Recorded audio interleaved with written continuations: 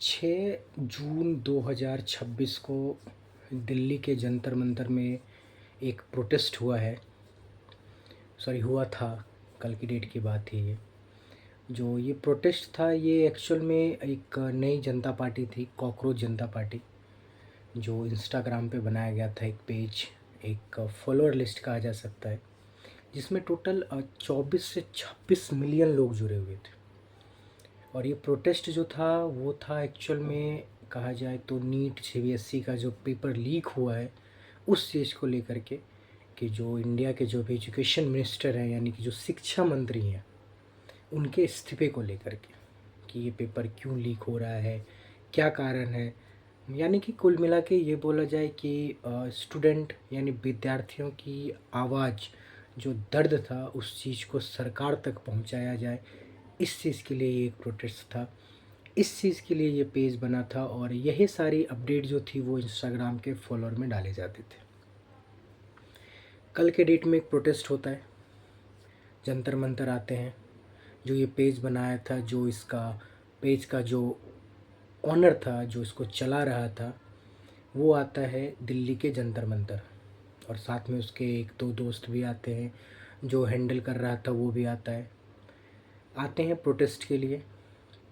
आखिर ये प्रोटेस्ट, जहाँ तक मुझे लग रहा है या फिर और भी आम भी लोगों के लिए लग रहा था, कि ये एक तरह का जेनजी प्रोटेस्ट होगा, जैसा कि प्रोटेस्ट बांग्लादेश, जैसा प्रोटेस्ट नेपाल, श्रीलंका में हुआ था, जहाँ सरकारें गिर गई थी।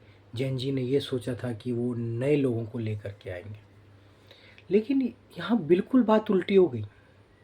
लोग ये सोच कर के आए हुए थे, सुबह 6 बजे से पूरा जंतर मंतर, सैटरडे यानी शनिवार का दिन था, जहाँ आधा से ज़्यादा दिल्ली शांत होता है, लोगों की छुट्टियाँ होती हैं, वहाँ कम से कम पुलिस बल वहाँ तैनात थी, वहाँ मीडिया इन्फ्लुएंसर थे, वहाँ इंस्टाग्राम इन्फ्लुएंसर, यूट्यूब इन्फ्लुएंसर, बहुत सारे लोग थे, अपने अपने कैमरे को लेकर के खड़े थे, और वो ये सुनने के लिए बेताब थे कि ये जो नई पार्टी है, जो ये नई जेनजी लोग हैं, ये आखिर क्या बोलते हैं देश के बारे में, ये किस तरह से अपने मुद्दे को रखते हैं। लेकिन कहीं ना कहीं कहा जाए कि लोगों का जो एक सपना था, स्टूडेंट का जो एक नेता जिसको बोला जाए, स्टूडेंट को लगा था कि यहाँ से उसको कुछ मिल सकता है, उसको इस कॉकरोच जनता पार्टी ने पूरी तरह से बर्बाद कर दिया, और साथ ही साथ स्टूडेंट की जो आवाज़ थी उसको भी दबा दिया। उस जंतर मंतर के मैदान में जहाँ नीट को लेकर के बात होती थी, वहाँ बात हो रहा था उमर खालिद को लेकर के। जहाँ सीबीएसई और नीट परीक्षा को लेकर के बात होना था, वहाँ कुछ लोग आए हुए थे जेएनयू के टबली वाले, जो ये बोल रहे थे कि उनको चाहिए आज़ादी,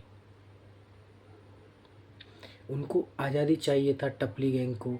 कुछ लोग आए हुए थे, उनको अपना हक चाहिए था, समलैंगिकता का हक। कुछ किसान आए हुए थे, कुछ सीए एनआरसी वाले लोग आए हुए थे कि सीए एनआरसी बंद करो इंडिया में। कुछ हिंदू मुस्लिम वाले भी लोग आए थे, कुछ ब्राह्मणवादी भी लोग आए थे, कुछ जातिवाद के लोग भी आए थे, और कुछ नीली छतरी वाले भी आए थे, कुछ जय भीम वाले भी आए थे, कुछ ठाकुरवाद भी आए थे।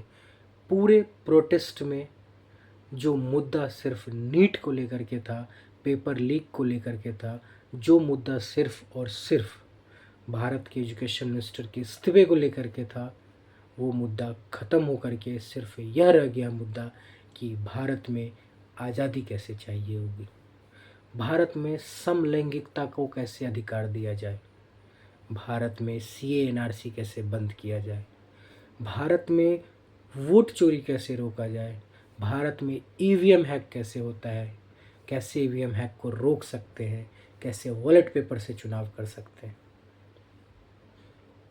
मुद्दा नीट के एग्ज़ाम का था, लेकिन वो मुद्दा बन करके रह गया सिर्फ और सिर्फ ब्राह्मणवादी, हिंदू मुस्लिम, बस यही एक मुद्दा रह गया।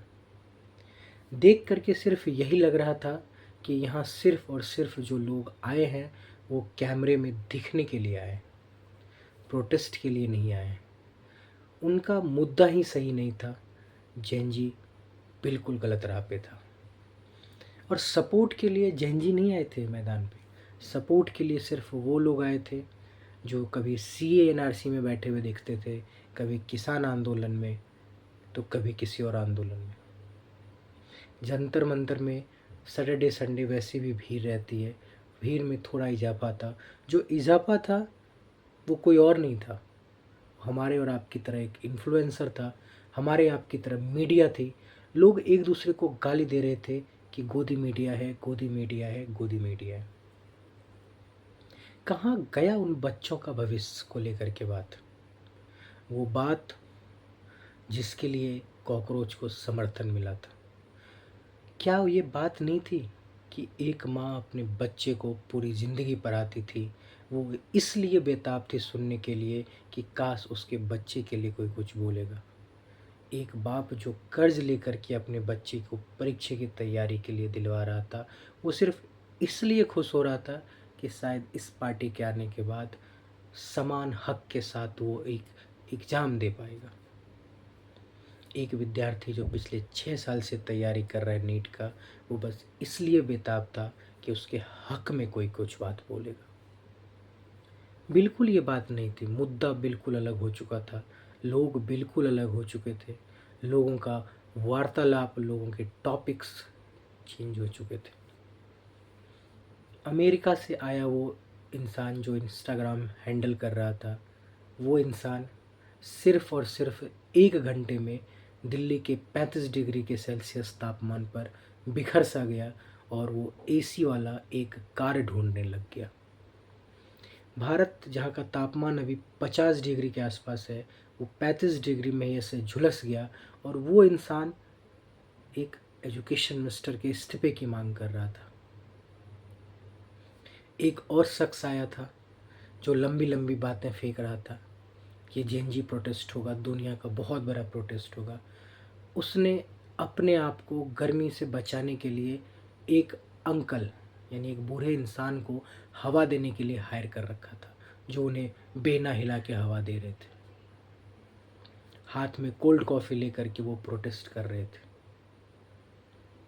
और ये सारे लोग उस इंसान की बराबरी करने जा रहे थे जो इंसान 75 साल की उम्र में 40 डिग्री 45 डिग्री तापमान की गर्मी में पूरे 3 घंटे धूप में रह करके भाषण दे रहा है। मोदी जी, वो हक चाहिए अगर, तो उस तरह का बनना होगा। इनके इस प्रोटेस्ट से नीट, सीबीएसई या फिर जो भी एग्ज़ाम लीक है, उनकी हवा को कहीं ना कहीं इन्होंने दबा दिया। जो लोग उम्मीद में थे, उस उम्मीद को इन्होंने ख़त्म कर दिया। लोग उम्मीद लगा के बैठे थे, लोगों का उम्मीद ख़त्म हो गया, भरोसा ख़त्म हो गया। और इस प्रोटेस्ट से मुझे एक चीज़ तो सीखने को मिली कि जो लोग आपके इंस्टाग्राम के फॉलोअर लिस्ट में हैं, ज़मीनी पर उन लोगों को लाना बहुत मुश्किल है। आपका मुद्दा सही होना चाहिए। मुद्दा सही था तो शायद उस बात को लोगों के सामने रख नहीं पाए ये लोग। मुद्दा कुछ और था, भटक के कहीं और चले गए। ये कहीं ना कहीं कहा जाए, ये प्रोटेस्ट एक विद्यार्थी की ज़िंदगी को दबा के चला गया। शायद ये अमेरिका वाले शाम की फ़्लाइट पकड़ के अमेरिका पहुंच चुके होंगे, लेकिन आज नीट के स्टूडेंट बस एक मजाक बन कर के रह गए। उनका बस एक खिल्ली, एक मजाक बन के रह गया इस देश में कि इन्होंने जिसे सपोर्ट किया, उस जनता पार्टी के लोग मुश्किल से इस गर्मी में 1 घंटे भी इनके सपोर्ट में नहीं रह पाए और वापस अपने देश अमेरिका चले गए। इंडिया में अगर आपको रहना है तो इंडिया के लोगों की तरह सोचना होगा, करना होगा। इंस्टाग्राम इन्फ्लुएंस करके आप कुछ भी नहीं कर सकते हैं। बस आपने यहाँ के लोगों को एक जो उम्मीद थी उसको आपने दबा दिया, बंद कर दिया। शायद अब वो लोग किसी के ऊपर भी भरोसा नहीं कर पाएंगे दोबारा। तो बस आज के लिए इतना ही था। मैं अपने नीट, सीबीएसई या हर एग्ज़ाम में, जिस भी एग्ज़ाम में जो भी स्टूडेंट पेपर लीक के कारण ख़राब हुए हैं उनकी ज़िंदगी। मैं आप सबसे ये रिक्वेस्ट करना चाहूँगा, आप खुद के लिए प्रोटेस्ट कीजिए, ज़्यादा से ज़्यादा मेरे इस वीडियो पे आइए। मैं फ़िलहाल अभी जमशेदपुर से हूँ। अगर सपोर्ट करना चाहता हूँ आप लोगों को, आप मुझे कमेंट बॉक्स में लिखिए आप कहाँ से हैं। अगर आपकी संख्या, अगर आपका प्रोटेस्ट, अगर मेरे पास स्टूडेंट की लाइन लगी तो मैं आपके बीच में आऊँगा और आपके लिए सिर्फ़ और सिर्फ जो मुद्दा है, सिर्फ उसी मुद्दे पे बात करूँगा। ना कि हमको चाहिए आज़ादी, और ना ही ये बोलूँगा कि हिंदू मुस्लिम, ना ही जातिवादी पे आऊँगा।